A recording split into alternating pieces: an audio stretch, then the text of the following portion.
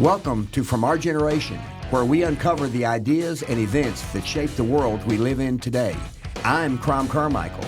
And I'm Mike Hassel. Together we'll explore the past to better understand the present, because history isn't just about what happened, it's about how you think about it.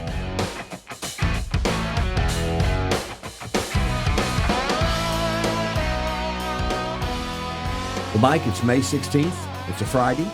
And we're going to have a very interesting discussion about the various forms of government and then also our own government and the stresses that we are under today. And you had a very interesting way, as we were getting warmed up here, of describing, and I want you to describe what we're going to be covering today. Well, you've come close. It's our form of government and the questions and challenges and changes of the Trump era. Yeah. Because there's a lot of pushing against how we govern ourselves. Right, and we're focused on, we're calling it the Trump era because President Trump is the one who is driving these issues and forcing consideration Yes. that is different from previous presidents. Yes. And so what I thought we would do to begin with is we have a list here that we're going to put up on just the different forms of, in a general sense, the different forms of government. Yes. And then we're going to focus on describing ours, and then we're going to talk about the issues of today given our form of government. Yes. And so the first one is a pure democracy.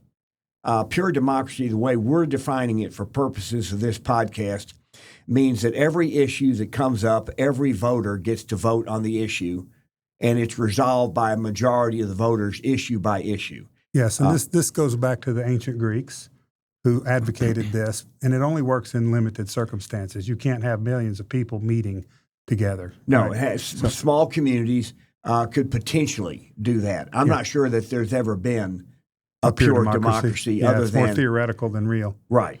And so then the next one is a republic, which is how would you define? It's representative government. People elect their representatives to speak on their behalf. Okay. All right. And then a constitutional republic is a republic that operates under a written document. Yes. And in our case, it is our Constitution. Yes. And so you might have had a republic 1,000 years ago, but I think it was only in the 1700s that constitutions started to be written. We covered this in Knowledge Products, when we were doing the Giants of Political Thought originally, right. And we did one called On Our Constitution. Right. Remember that single one?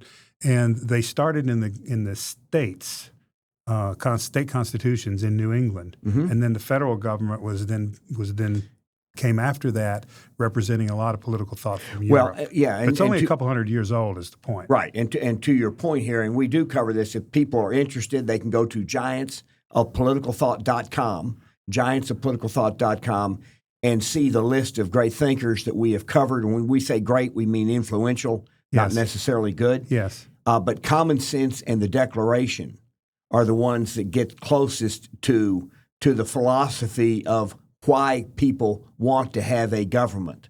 And Thomas Paine asserted that people want to have a government they will give up certain rights as long as in giving up those rights, the rest of their rights are protected. That's a general sense. And so our constitutional republic was not the first form of government here after we won the Revolutionary War. That was the Articles of Confederation, yes, which operated more like what you were talking about, where you had state constitutions that really informed and determined what the laws would be within those geographic areas, because the national government had almost no power at all.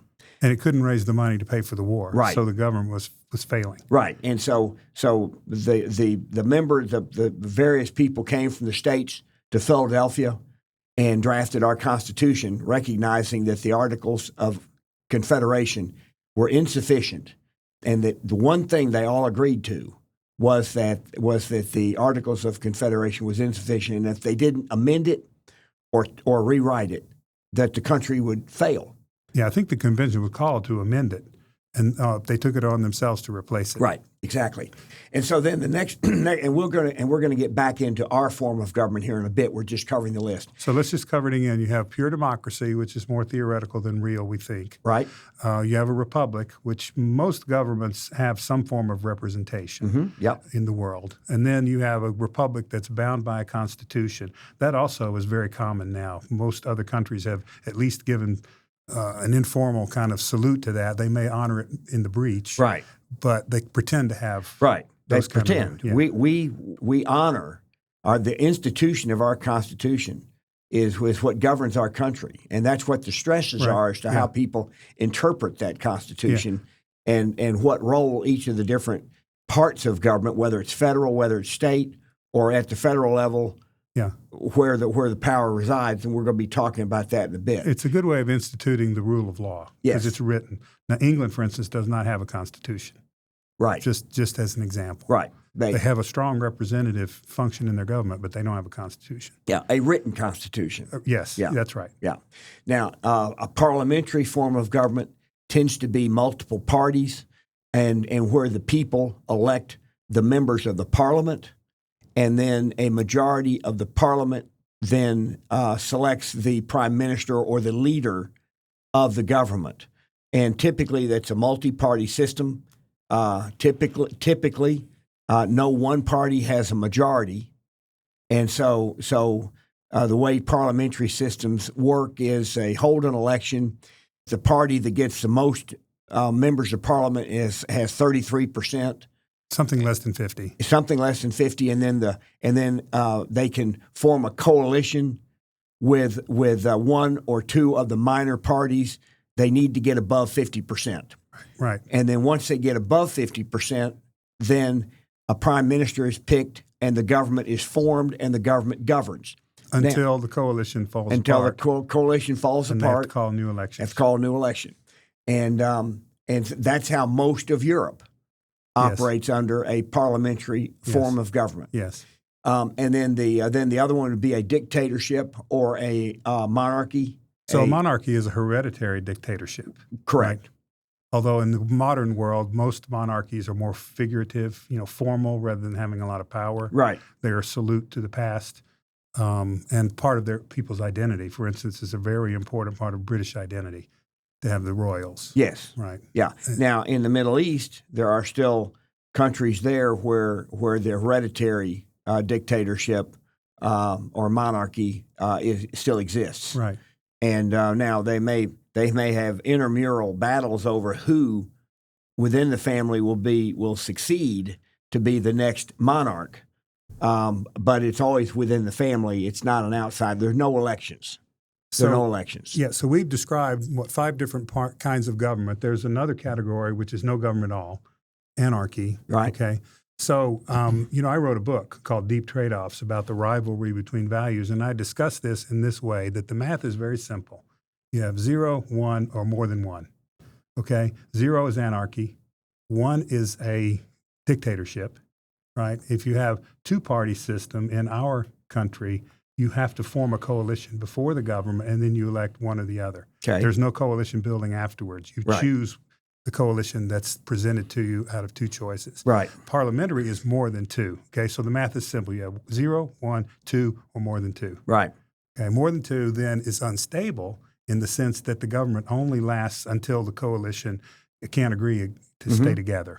Right. Right. And ours So that is pretty not much exhausts the alternatives. Is my point. That's right. That's right. So we're now going to focus on ours and the way that our system works. So let's review. And I want to just read the preamble of the Constitution because it really, to me, it was very. It's. I thought I knew what it said, but I couldn't quote it. So therefore, I really didn't know. But I'm just going to read it here. And let's think about it in the context of what we've just said. What are the choices of government? Yeah. From 0 to more than 2, and here's a very clear statement of where they stand on that. Right. Okay. Here's the preamble of the Constitution. We, the people of the United States, in order to form a more perfect union, establish justice, ensure domestic tranquility, provide for the common defense, promote the general welfare, and secure the blessings of liberty to ourselves and our posterity, do ordain and establish this Constitution for the United States of America. What's interesting when you read that is, does government serve or does government rule? Yes, when I hear that, I hear 5 or 6 goals that they list sequentially. But the most important of the words are we the people to secure for ourselves. Right. Okay. They are the big dogs. Yeah. They're saying we are going to hire the government. Yes. The government is not going to direct us. Yes. And it was an inversion of the way governments have been through all of history. Yes, that's exactly right. And that is so important as somebody who is now, in his late, in the second half of his 70s. And as I look at and I observe what's going on in my lifetime, and I like to read history, our Constitution and the thinking behind our Constitution is unique in history. And I use that word very carefully. It's not unusual, it's unique. And unique means one of a kind. One of a kind. And there's no such thing as very unique or kind of unique. It is unique or it's not. It's one of a kind or it's not. Exactly. Right. And our Constitution is a unique way of thinking about government. And that's what I want us to talk about today is what is our form of government, and then how has our form of government changed over the years, or how has the way that our government has acted, I guess is a better way of saying it, and what have we expected of government over the years? How has that changed from the time that the Constitution was written? And I think you hit it right on the head, and I'm going to get to when you said that when you read the preamble, the two things that stand out are we the people and that we're doing this for us and our posterity. Yes. Please. We also said we're going to talk about the challenges and changes of the Trump era. And a lot of this boils down to questions of who works for who. Right. Who is accountable to who. Right. And Trump has posed a lot of these questions in the form of an executive order to force it to be dealt with. Right. Okay, and we're going to see where this goes. There'll be judges, and there'll be legislatures who comment on this over time. But I think very much to his credit, he's getting to some core issues of how our government works and what its problems are. Yeah, and by the way, what he is doing, I'm going to argue, is necessary. It's necessary because, and I don't know that there's anybody on either side of the political aisle that does not agree that our deficit spending is unsustainable. It's an existential threat. It is an existential threat to our prosperity, to our government, and to our way of life. Right. And that there's and by the way, Ray Dalio, who's was a fantastic hedge fund manager, he wrote a wonderful book about the cycles of civilizations, and he points out that debt and war, and usually it's a combination of the two, lead to the collapse of civilizations. Now, that doesn't mean that all the people die. It just means that their economies collapse, and then they essentially then start over again. Well, their institutions collapse. Their institution collapse, their prosperity collapses, general prosperity collapses, and they have to start over again. So this happened in the Soviet Union for different reasons, but the Soviet Union just went away. One day there was no Soviet Union, and so Russia had to reform itself. And so they pick up some of the pieces of the institutions. We can talk some other time about what it looks like. Yeah, but going back much farther than that, you had the fall of the Roman Empire. The Roman Empire finally collapsed because they debased their currency to the point where their economy collapsed, and that's what tends to happen when you look at the Weimar Republic in Germany. Germany collapsed, and Hitler rose from the collapse of the German economy, where their inflation got so bad that the wheelbarrow itself was worth more than the money that was in the wheelbarrow. It's funny today. It wasn't funny at the time. No, and it destroyed their country. Well, you buy a stamp for what today to us is maybe $10,000 or $100,000. They buy you a stamp. Well, they would pay you 3 or 4 times a day, and then give you time off to go buy bread with the money before the money increased. Yeah, and so it was a terrible time for their economy. Yes. But once again, it collapsed because of the debasement of the currency, and that's generally true throughout. And so what economists of the left and the right, now their solutions are different. But they all agree that if our debt continues to increase at the rate that it's increasing, that is an existential threat. Please. And let's restate this in terms of who works for who. Yes. Who's accountable to who. Yes. If you're the lender, you are the person that someone else is accountable to. If you're the debtor, if you've borrowed money, you are accountable to who loaned you the money. Right? Thomas Jefferson had a great quote that money is a terrific servant and a horrible master. Okay. You can use it to do great things if you're in control of it. When you're on the backside of it and you owe it, it's a terrible master. Okay. And so that's the position we're putting ourselves in, to have to follow the dictates of something other than our best interests. And this is where the struggle is, because government, I'm going to make a statement here, that government in the absence of constraints has a natural tendency to grow. Right. It has a natural tendency. And I want to talk a little bit about comparing the state of Tennessee, which is where we live, to the national government. The state of Tennessee, when the Constitution of the state of Tennessee was passed, it included language that said that the state could not deficit spend. It had to balance its budget every year. I think it was allowed that if you didn't balance the budget one year, you had to catch it up the next year. That may not be exactly right, but it's close enough for this discussion. Yes. And so consequently, when the Democrats were in control of the government, the legislature, and the governor's office, it adhered to no deficit spending. Republicans started taking over about 15 years ago here in Tennessee at the legislative and the governor's office, and the Republicans also balance the budget every year. Now, they're always lobbyists, and they're always interests that are saying, I want more money, I want more money.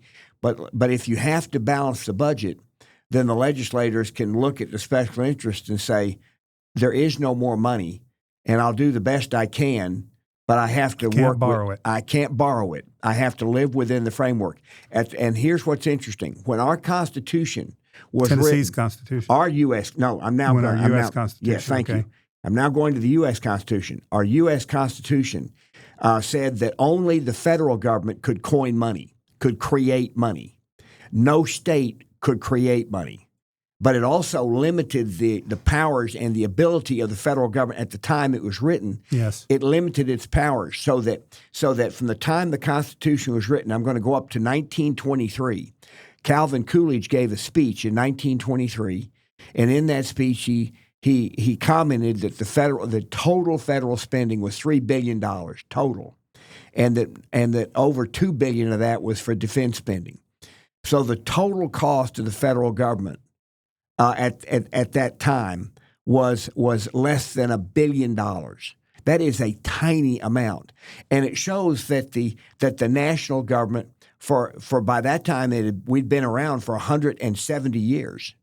For 170 years, the national government did not believe that it had the power to do much of anything except provide for the common defense in terms of spending money. So let's speak for a minute about, at the time of the Constitution, there was a concept called enumeration, which means we specify what powers are given to the federal government, and everything else is left to the states. Yes. That was explicitly stated in the Federalist Papers and in all of the build-up to the Constitution. You can do these things. Everything else you can't do unless we've specifically told you. Right. Because there's ambiguity. There were some that said, the government do whatever it wants to unless it's specifically excluded in the Constitution. That's not how it works. You can, and the things they could do were to have a justice system, which is courts, right? In federal courts, they could oversee state courts, but common defense, and then coin money. Right. Those are the main three. Right. And we even had the 9th and 10th Amendments, which were the Bill of Rights. Bill of Rights, just after the Constitution. Yes, yeah, right? to fortify the notion that the federal government's powers were limited. Yes. And so the purpose of the Constitution was to empower a national government and to limit the power. So it was trying to do two things at the same time. They were not contradictory to each other, but they were trying. The founders recognized that if the national government is going to have the power to coin money, its powers of spending needed to be restricted, constrained,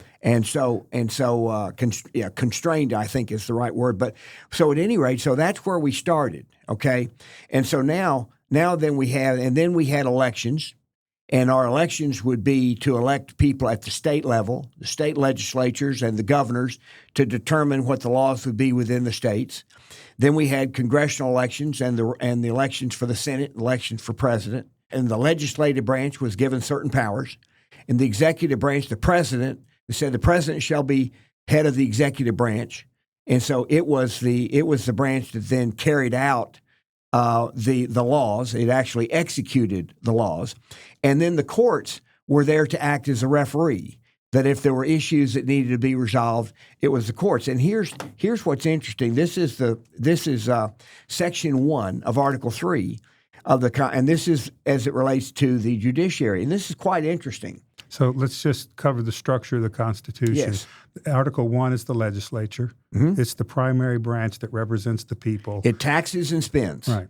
And then you have Article 2, which was the executive. Mm-hmm. Article 3, and lawyers talk this way, Article 1 powers, Article 2 powers is the executive, Article 3 is the judiciary. You're about to read from Article 3 about the judiciary, is that right? Okay. Yes, I'm about to read from Article 3. And the Congress had to spend money within the constraints of the Constitution. Yes. So its powers to spend money were still constrained. Yes. But here's what Article 3, and this is about the judicial branch. The judicial power of the United States shall be vested in one Supreme Court and in such inferior courts as the Congress may from time to time ordain and establish. The judges both of the Supreme and inferior courts shall hold their offices during good behavior and shall, as stated times, receive for their services a compensation which shall not diminish during the continuance of their office. Right. And so, but here's the part that's interesting here is that the lower courts, thank you, we're good. The lower courts they exist because of Congress. And they are disciplined, but they answer to Congress. Yes. This is something different than what I thought until just recently. I thought the Supreme Court could discipline a lower court judge for a ruling that the Supreme Court believed to be incorrect, and they can't. They can't discipline the judge. They can't sanction the judge. They can't. That's Congress. Yeah. And so what Congress can do, Congress has two options, and this is interesting. Congress can eliminate judges by impeachment.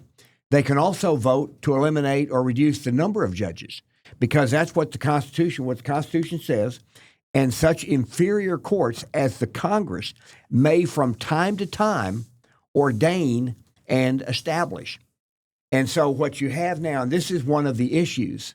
Yeah, by the end of the podcast, we're going to talk about the several ways that Trump is queuing up challenges to distortions that have grown up around these powers. Yes. But what you've just said is the judiciary is accountable to the Congress. Yeah, not the Supreme Court. The lower courts. The lower courts are accountable to the Congress. Yes. And it's kind of silent about how the Supreme Court's authority relates to the legislature. It was John Marshall, who was one of the early justices, who created the idea that the Supreme Court has the power to judge the constitutionality of the acts of the other two branches. Madison versus Mayberry. But yeah. and so historically, if you listen to John Roberts, if you listen to other chief justices, they generally refer to themselves as referees or umpires. Yes. That they don't throw the pitch, they don't swing the bat. They're there to call balls and strikes. Yes. Or they're there in the case of a football game, they're there to make sure that the players are playing by the rules equally. Yes. And then the rules in this case are the Constitution. The rule book is the Constitution. It's the supreme law. Yes, that is the supreme law. And what has happened over the years, and by the way, the Supreme Court, and I'm going to say something that's obvious, but I think it's important to say, the Supreme Court is at this point, and it always has, it's nine individuals. So it's 9 human beings. Right. And human beings all have flaws. And so the Supreme Court has a history of rulings, and some of those rulings are terrible. Some of those rulings harmed the country. A few, yes, not many, not many. And so the point that I'm trying to make here is that the Fugitive Slave Act was passed prior to the Civil War, which said that people who owned slaves could chase a slave even if the slave got to a free state. Yeah, to chase them down and bring them back. And that the local government had to help return the slave to the master. So in retrospect, that's a clear error. Yes, just like Dred Scott was. And Dred Scott was the other one at about that same time.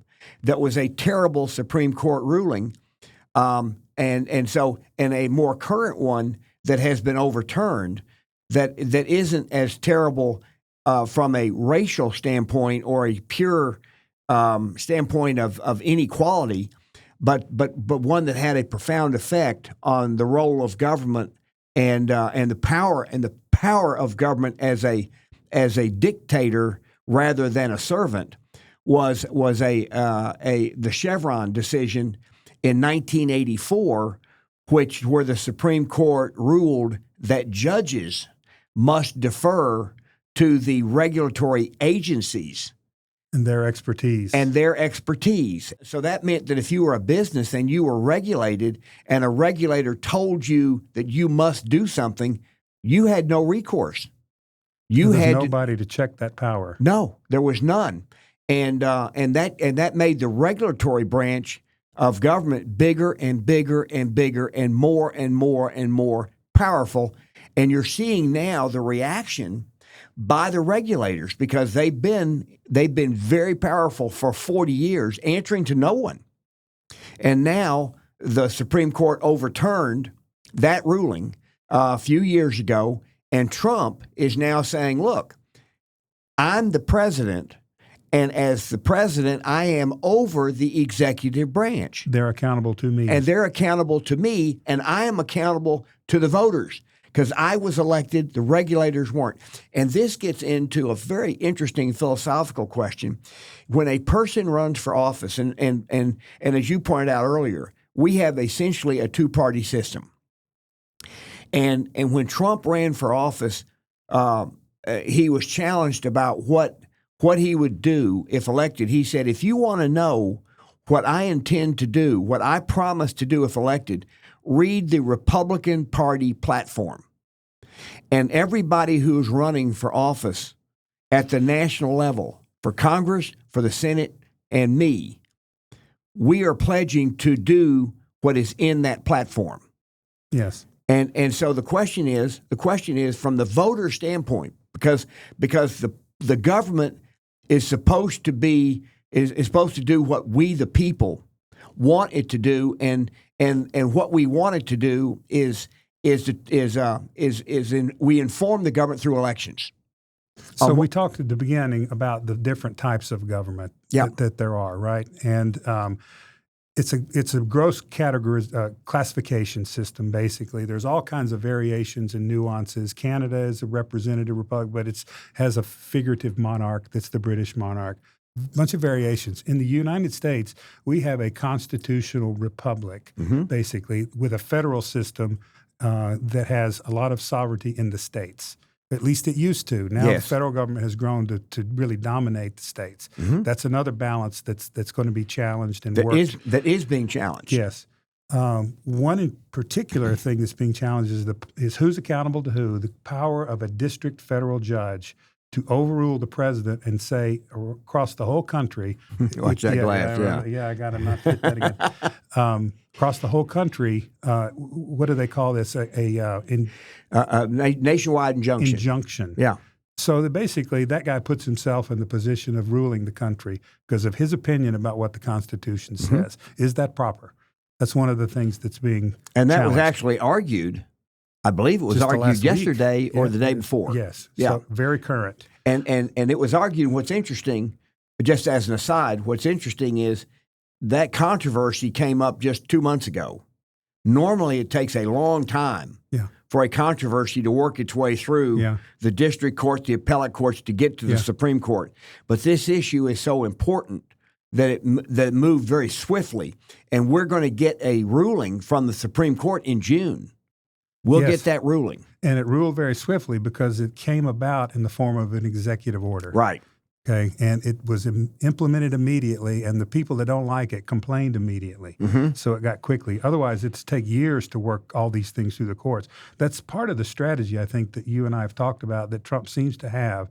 That he's forcing these issues by issuing a blizzard of executive orders that have to be responded to. Yeah, and so let's talk about that just for a second, because there's some people who argue that what Trump is doing is he's usurping the power of Congress.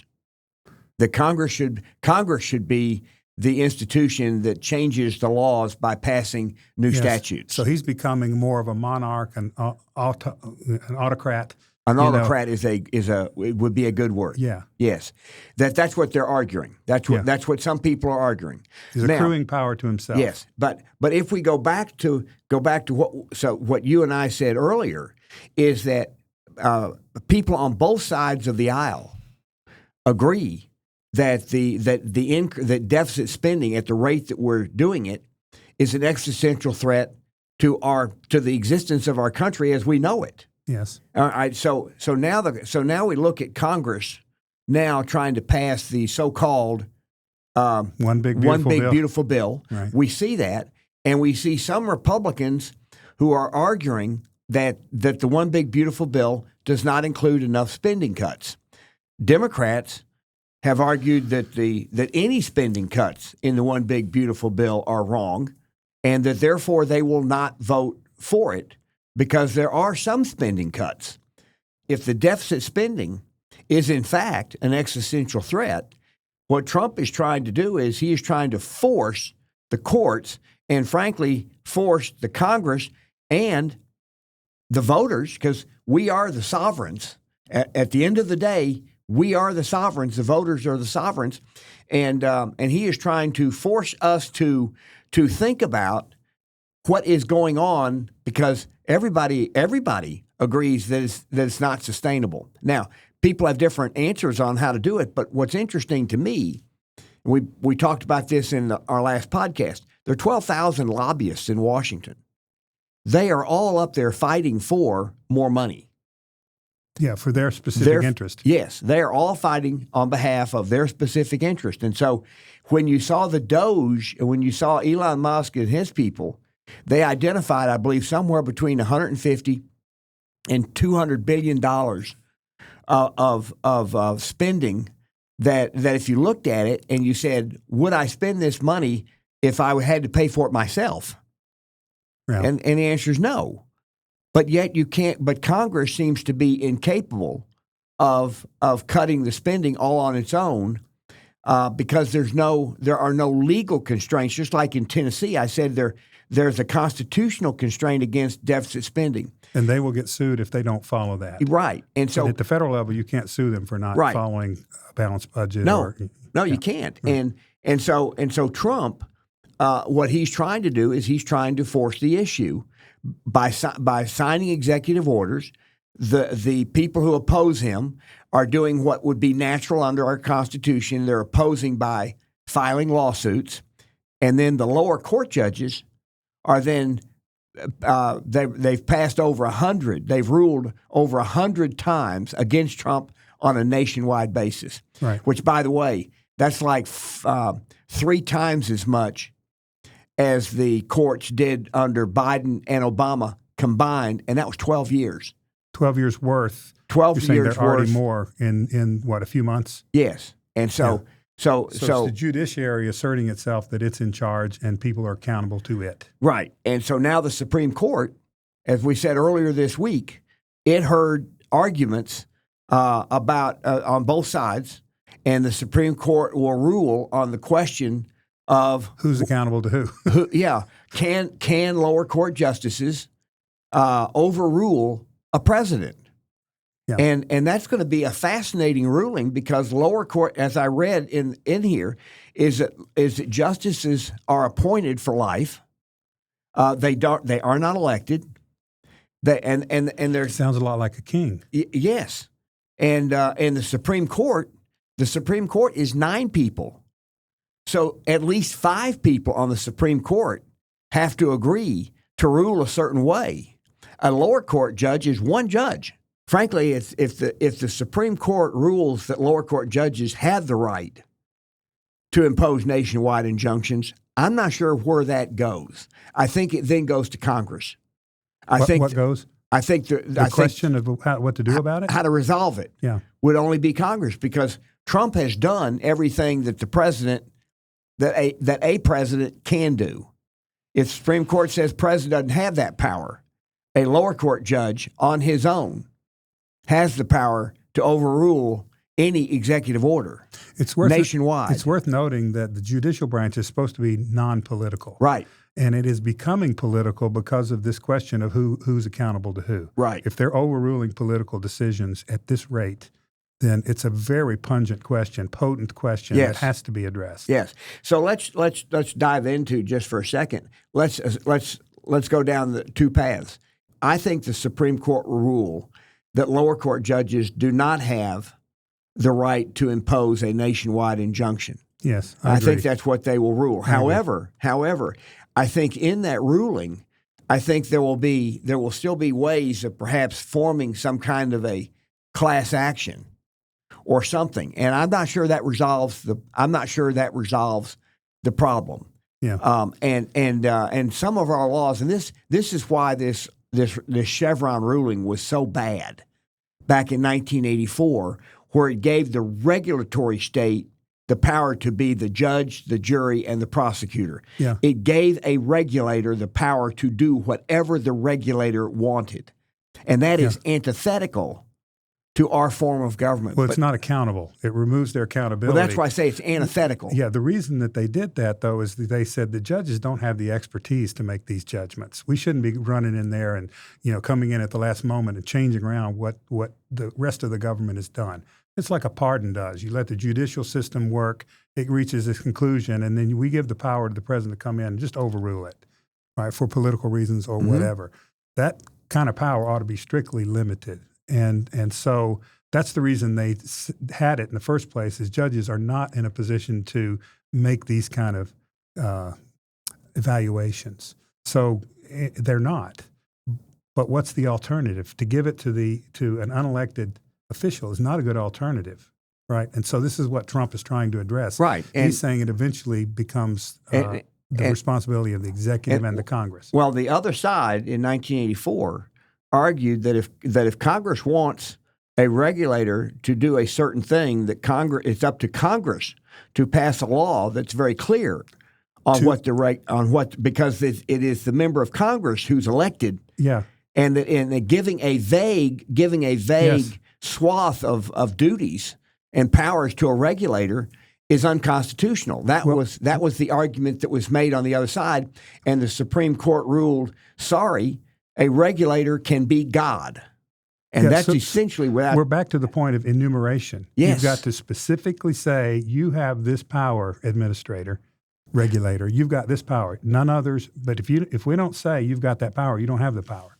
Well, and so this has been inverted. They've been absorbing a lot of powers that were never specifically enumerated to them. Right.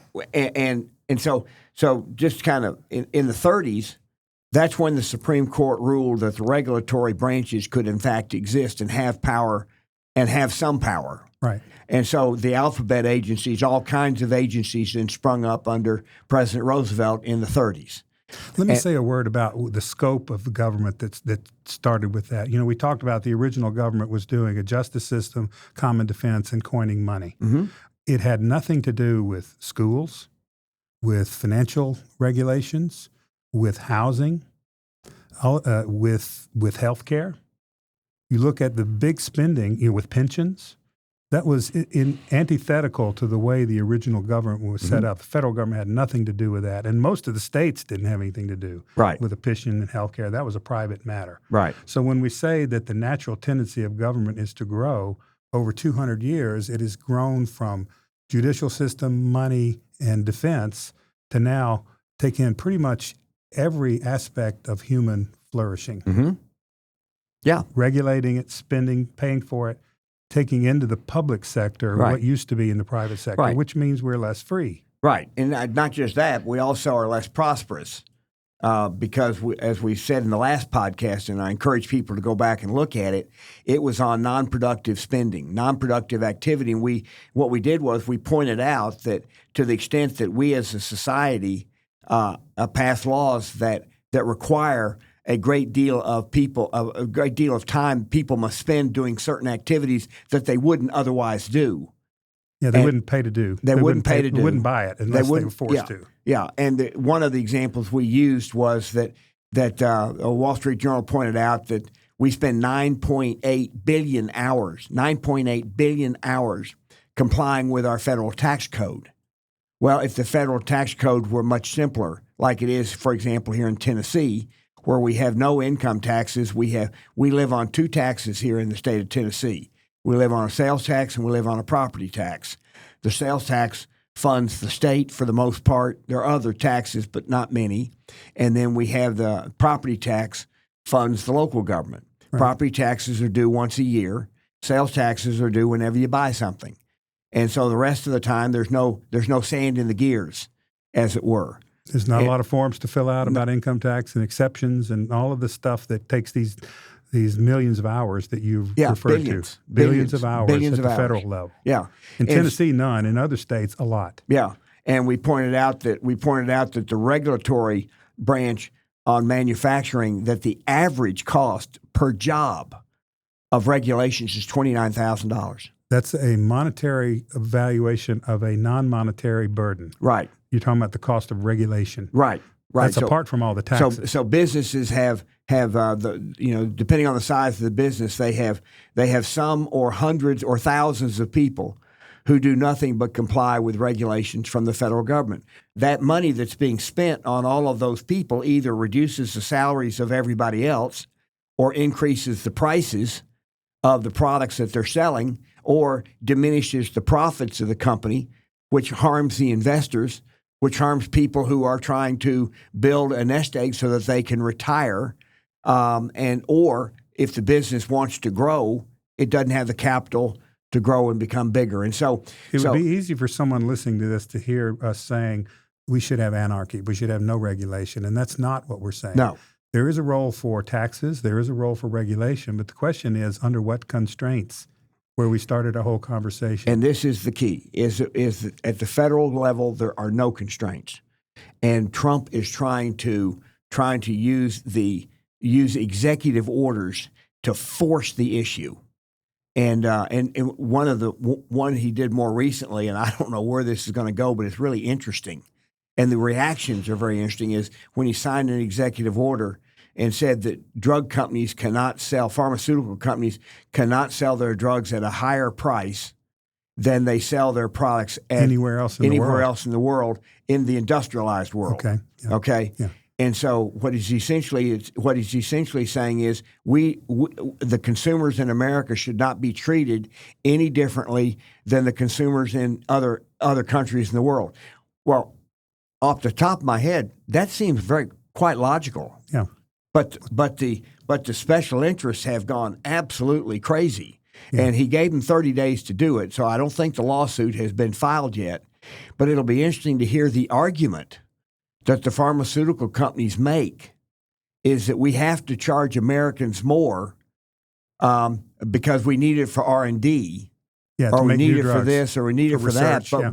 But we don't want to charge. But the Europeans won't agree to pay more. Yeah. I mean, it's going to be a fascinating argument. But we've had the similar thing in defense, where the United States has been defending most of the world at our expense for defending Europe. Right, and Trump is essentially changing that. And so it's going to be very interesting. But when we get back to our form of government, I want to get back to the original premise here that this podcast is about, and that is, does our government, is it supposed to serve us, or does it see itself as a ruler? As our boss. And I would say that the people in Washington, for the most part, see themselves as our bosses.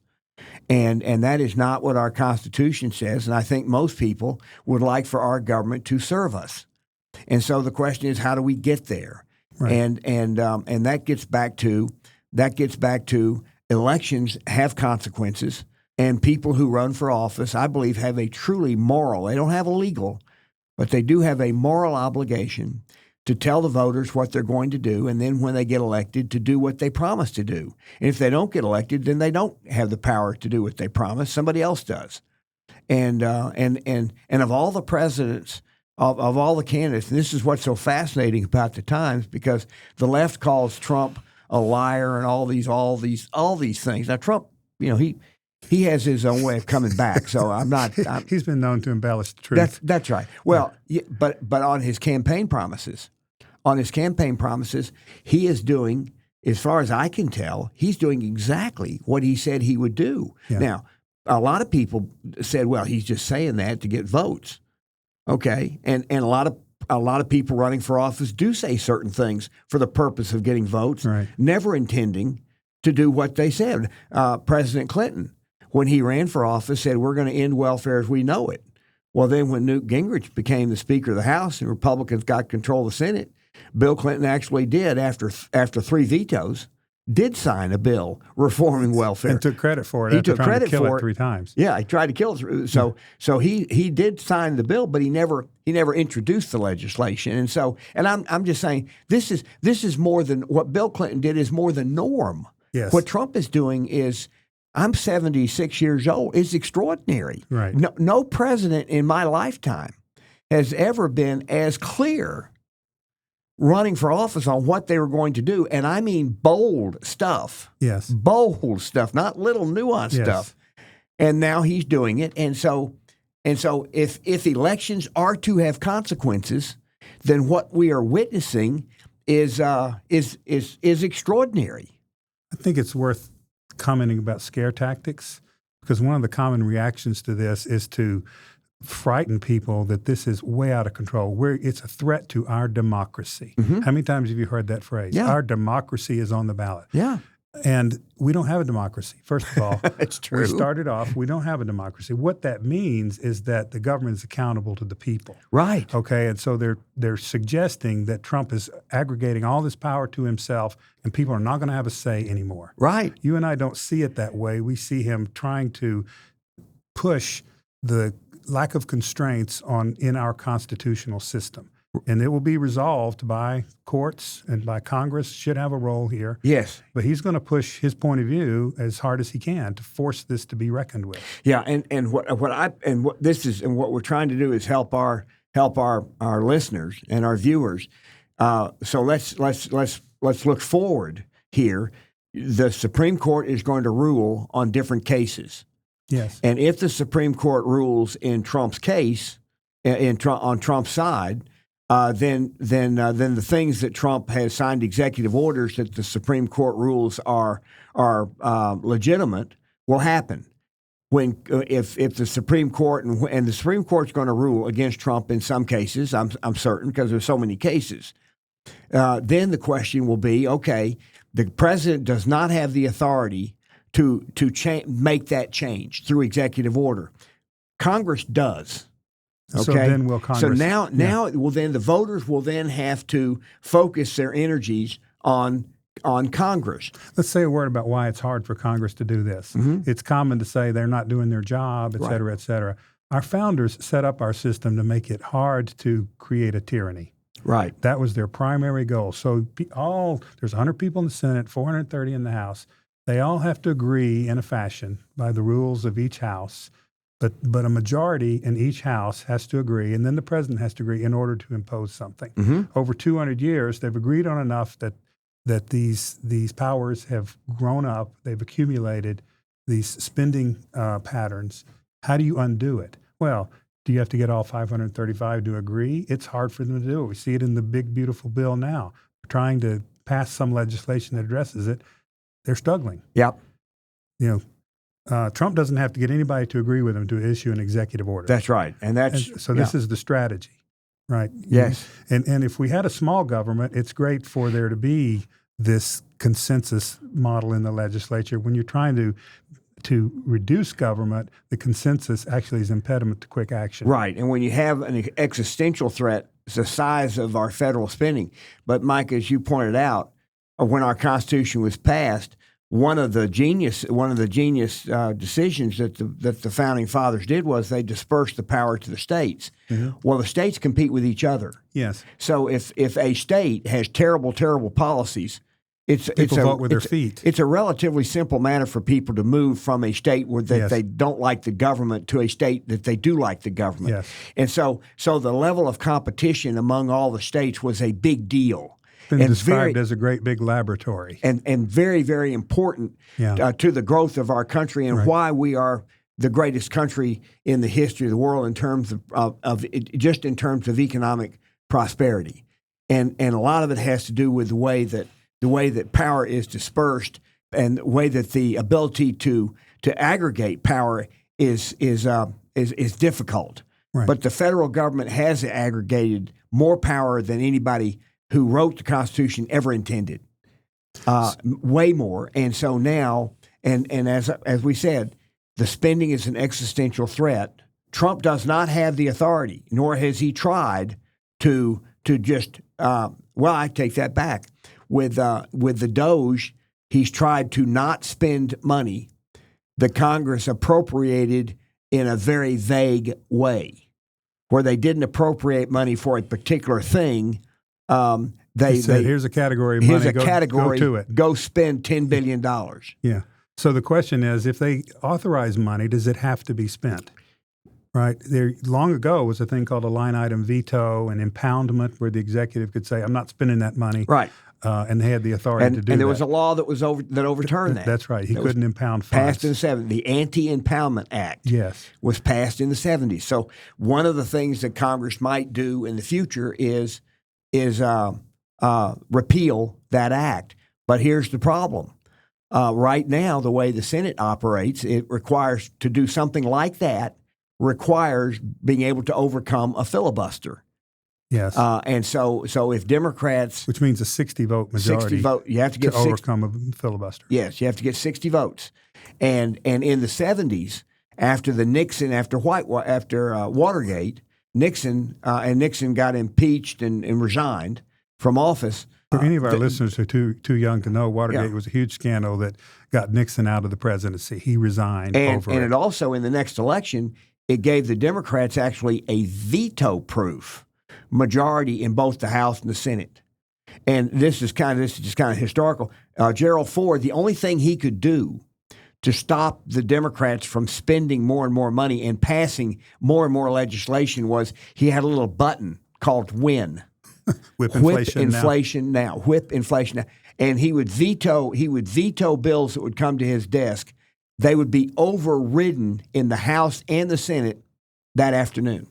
Right, because that's how fast things changed in the 70s. And there are many laws that are on the books today that exist because of that 2-year period. I mean, there's a great argument for divided government where you have to agree on things to make major policy changes. So either party having 60% plus and enact its will without the cooperation of the other party has obvious dangers. Right. There was wisdom in the way we were set up.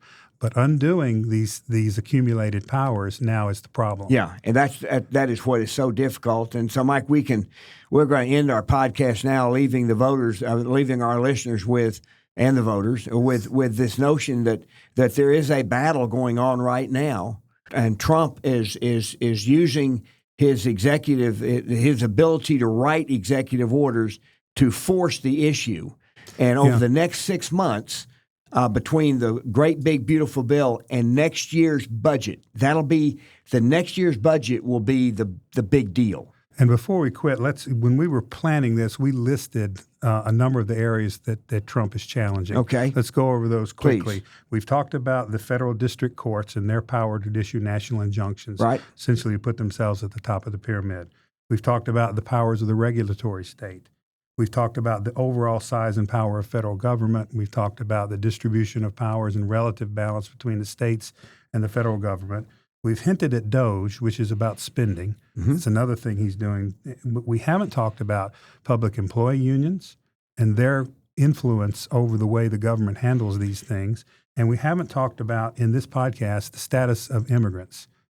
And And what rights do they have? What benefits are they entitled to?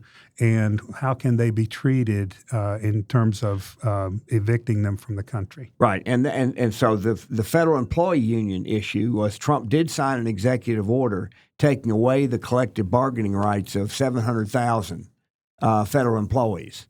And so when he did that, he then teed up, I'm sure, a lawsuit over whether or not president has the right to do that, but he's calling attention to the power of government employee unions, which is immense. It is absolutely immense. Now, on the immigration issue, what I think what's so fascinating about this is we do have laws on immigration.